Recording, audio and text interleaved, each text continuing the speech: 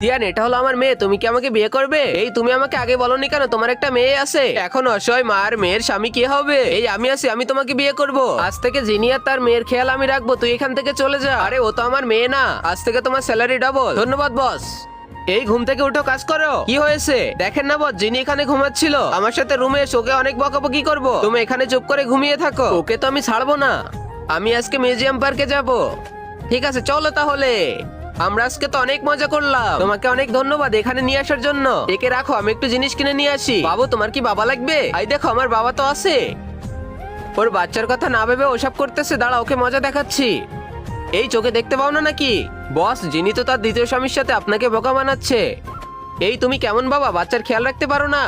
এই কে তুই? আমি এই বাচ্চার বাবা হতে যাচ্ছি। আরে এটা কি করলে? এটা আমার ভাইয়া হয়। আর আগে মহান আল্লাহকে তুমি ভালোবাসলে লাইক এন্ড সাবস্ক্রাইব করে দাও, আর পার্ট 2 দেখতে চাইলে অবশ্যই কমেন্টে পার্ট 2 লিখো।